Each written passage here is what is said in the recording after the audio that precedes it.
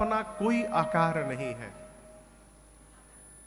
भगवान अगुण है, अगुण है, अरूप है, अलख है, अज है। लेकिन उस निराकार भगवान को जब उनके भक्त इस धरती पर देखने की मन में कल्पना करते हैं, आप किसी व्यक्ति को जानते नहीं, उसका नाम केवल सुने हैं, तो आप अपने मन में कल्पना करते हैं कि ऐसा उनका रूप होगा, वैसे दिखाई देते होंगे, करते हैं ना। उसी प्रकार भक्त भी अपने मन में भगवान की कल्पना करता है कि मेरे भगवान ऐसे होंगे। और भगवान के भक्त जिस रूप की कल्पना मन में करते हैं, भगवान अपने निराकार स्वरूप का त्याग करके और भक्त के कल्पना वाला रूप धारण करके अब भक्त के सामने प्रकट हो जाते हैं। यही भगवान का उतरना है। जो अपने भक्त के अनुसार अपने को ढाल ले, वो भगवान है। यही मूल अंतर है।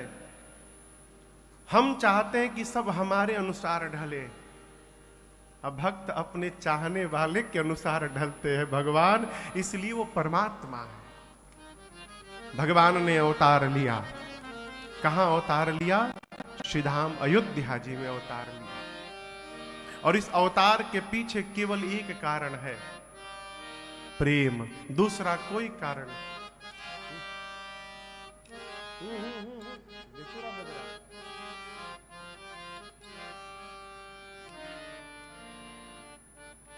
केवल और केवल प्रेम। किसके प्रेम? कल आपको 5 कारण मैंने, ऐसे तो अनेक कारण है भगवान के।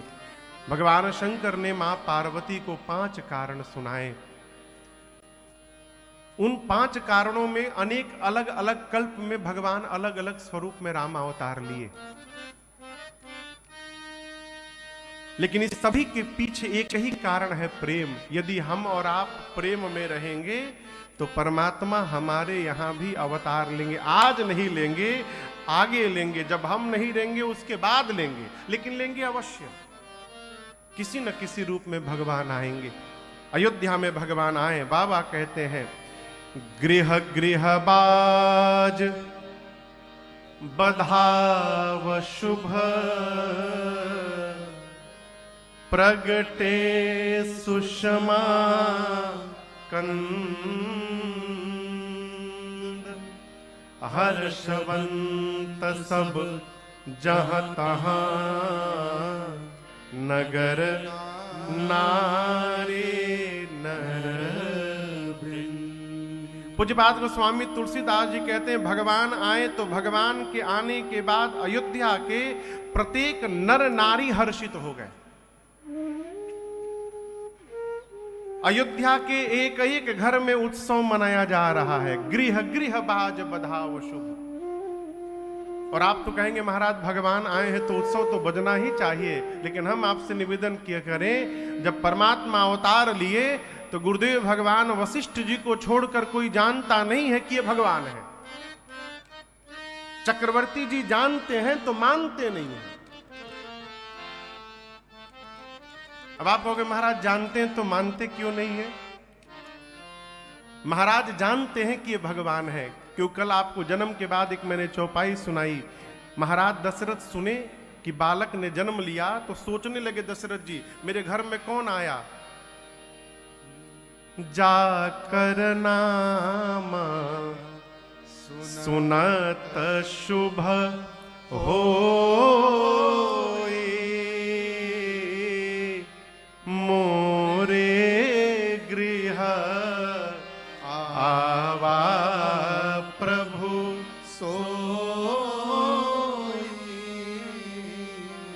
श्री चक्रवर्ती जी जानते हैं कि ये परमात्मा है, लेकिन मानते नहीं है। अब आप कहोगे महाराज जानेंगे तो मानेंगे क्यों नहीं?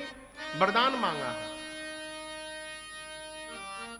ये दशरथ जी महाराज जब मनु जी के रूप में थे, कल आपको मैंने कथा सुनाई। पहले तो मनु जी और शत्रुपा मैया ने 23,000 वर्ष तपस्या किया। कितने दिन? 23,000। आजकल आदमी एक दिन पूजा कराता है और कहता है महाराज पूजा में आजकल अब दम नहीं है। पूजा में दम नहीं रहा। हम पूजा कराएं, हमारा काम नहीं हुआ। दुकान है का हो कि रुपया दिए सामान मिल जाएगा। देखिए, भारत में सबसे कठिन जो परीक्षा होती है वो आईएएस आईपीएस की होती है। जिसको जीवन में जितने अधिक पद की प्राप्ति करनी हो उसको अधिक कठिन परीक्षा से गुजरना पड़ता है। उसी प्रकार जिसको भगवान के पद की प्राप्ति करनी हो उसको जीवन में उतना कठोर परीक्षण से गुजरना पड़ता है। इतना सरल नहीं है। भगवान जिसको प्रेम करते हैं उसकी बड़ी परीक्षा लेते हैं। क्यों? बर्तन को एक पात्र है जिसका नाम है तांबा। तांबा के बर्तन को जितना रगड़िए उसमें उतनी चमक आती जाती है। उसी प्रकार भगवान अपने भक्त की परीक्षा लेकर उसकी रगड़ाई करके और समाज में उसकी चमक को बढ़ाते रहते हैं। इसलिए भक्त सदैव परीक्षण में पड़ा रहता है। ये क्षणिक लाभ नहीं है। कथा जीत है, हार नहीं है, मिलता तुरंत उधार नहीं है। तुरंत उधार मिलेगा क्या, आप बताइए। अच्छा, आप हम यहां दुबई आए हैं 10 दिन के लिए, उधार मांगे कौन देगा हमको उधार? कोई नहीं देगा। सब जानते हैं कि 10 दिन बाद महाराज जी 24 तारीख को चले जाएंगे। क्या पता रुपया मिली कि ना मिली। व्यवहारिक बात कह रहा हूं। किसी से उधार लेना हो तो आपको क्या करना पड़ेगा?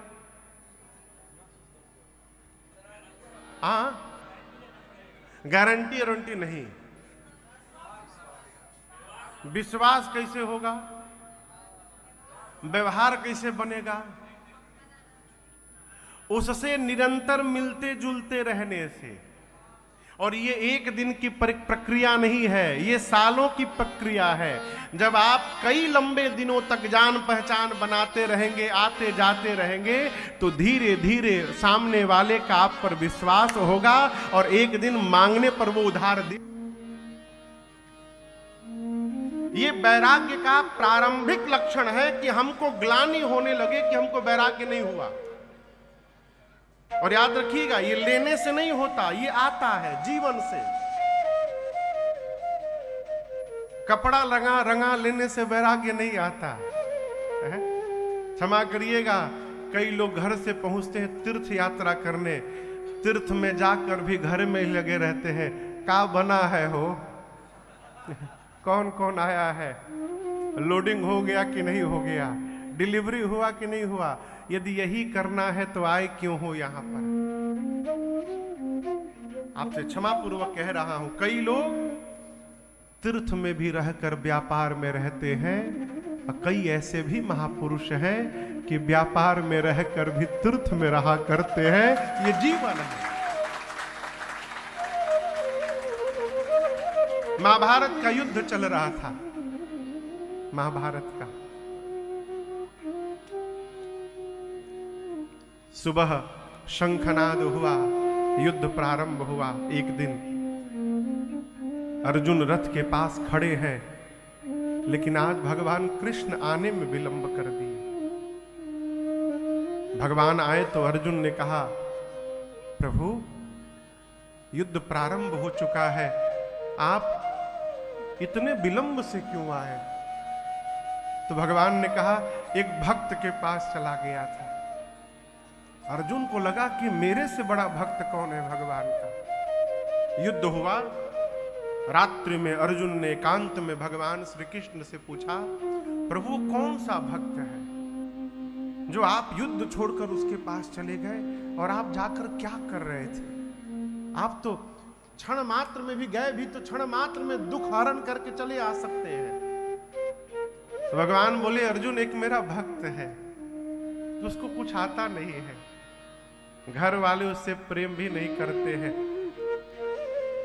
वो है तो भगत, लेकिन घर में सब व्यभिचारी है, दुराचारी है।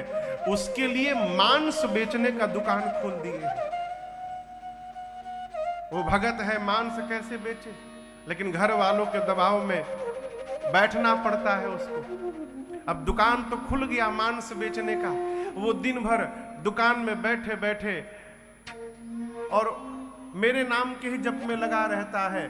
कोई मांस लेने आता है तो उसे ध्यान ही नहीं रहता, कोई मांगता है 1 किलो तो वो 5 किलो का बटकरा चढ़ा करके दे देता है। जब उसको नुकसान होता है तो घर वाले पीटते हैं, लेकिन वो कभी मुझसे कुछ कहता नहीं। तो अर्जुन ने पूछा, आप क्या करने गए थे? बोले, मैं अपने भक्त के लिए बटखरा बनने गया था। वो एक ही बाट चढ़ा करके दिन भर रखता है, मैं उसी में जा करके बैठा रहता हूं। जब कोई 1 किलो मांगने आता है तो मैं 1 किलो का बाट बन जाता था, कोई 5 किलो लेने आए तो मैं 5 किलो का बाट बन जाता था। ये क्या है? प्रेम है। मन में ये भाव जागृत हो जाना कि हमको वैराग्य नहीं हुआ, ये वैराग्य का प्रारंभ है।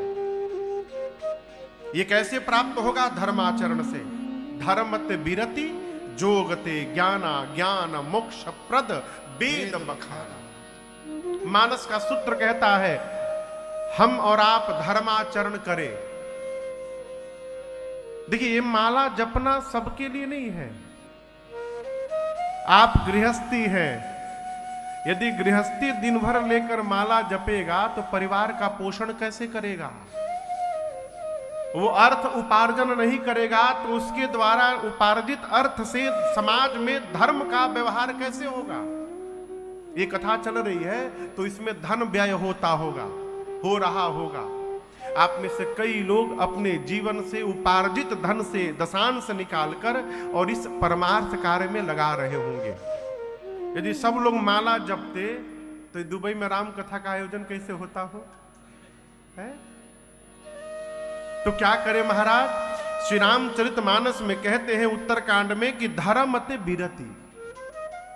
जो मनुष्य धर्म पूर्वक जीवन का निर्वहन करता है, आप व्यापारी हैं, नौकरी करते हैं, धर्म पूर्वक अपने कर्तव्य का पालन करिए। ये धर्माचरण ही जीवन के अंत में वैराग्य को प्रदान करता है। ये मानस का सिद्धांत कहता है। वैराग ओढ़ने से नहीं आता है।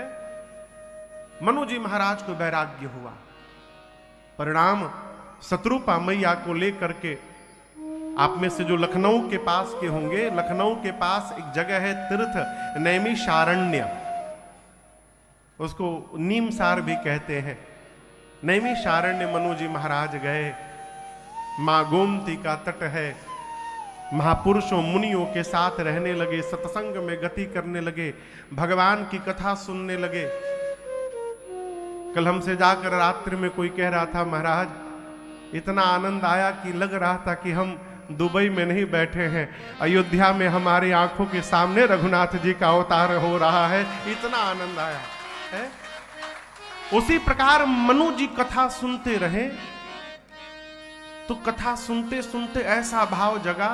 एक दिन शत्रुपा मैया से बोले, देवी जिसकी कथा इतनी प्यारी है वो कितना प्यारा होगा। मुनियों से बोले कि हम क्या उस भगवान को देख सकते हैं? मुनियों ने कहा, अवश्य देख सकते हैं। तो मुनियों ने मनु जी और शत्रुपा मैया को द्वादशाक्षर मंत्र दिया। महापुरुषों ने अलग अलग ये मंत्र बताए। ओम नमो भगवते वासुदेवाय, ये द्वादशाक्षर मंत्र है। कहो, इस मंत्र को लेकर मनु जी और शत्रुपा मैया कितने दिन तपस्या किए? 23,000 वर्ष तपस्या क्यों कर रहे हैं? भगवान को देखने के लिए। आपसे बताऊं, 6 बार ब्रह्मा जी गए। कितनी बार? 6 बार। हर 1000 वर्ष बीतने के बाद ब्रह्मा जी जाते थे, जाकर कहते थे, मनु जी ब्रह्मलोक मांग लीजिए, दे दूंगा। मनु जी मुंह नहीं खोले। जब 6 बार ब्रह्मा जी थक गए तो 7 बार विष्णु जी गए, जाकर बोले विष्णु लोक मांग लीजिए। 7000 वर्षों तक मुख नहीं खोले। कितने साल बीत गए? 13,000 वर्ष।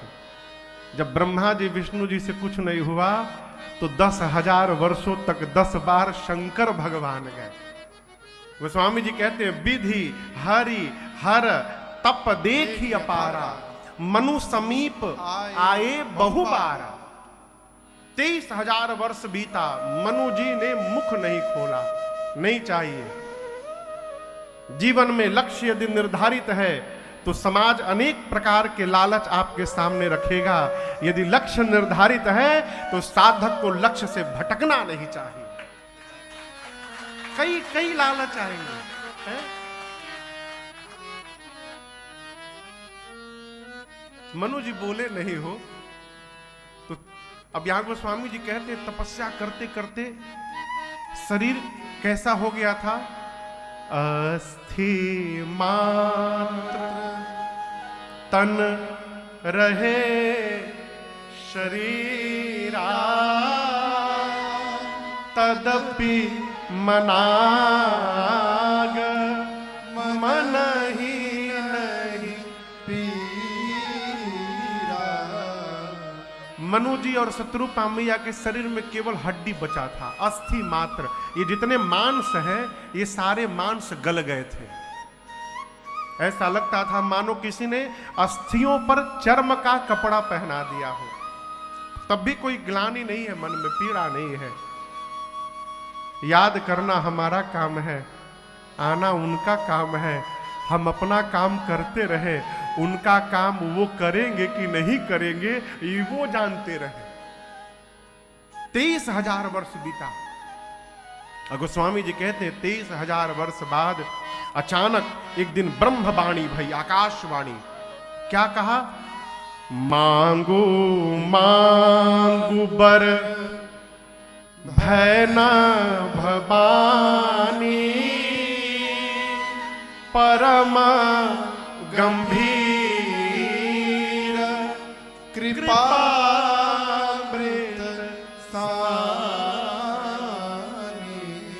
मांगिए मांगिए मांगिए। और आपसे बताऊं, मनु जी शत्रुपामैया खड़े हैं और जैसे आवाज आई कान में मांगिए मांगिए, सबसे पहले जानते क्या हुआ? कान में जैसे आवाज पहुंचा आकाशवाणी का मांगिए मांगिए, क्या हुआ? रिष्ट पुष्ट तन भय सुहाय। आवाज सुनाई पड़ते शरीर रिष्ट पुष्ट हो गया, सुंदर शरीर हो गया। ऐसा लगता था मानो आज ही महल से आए हो।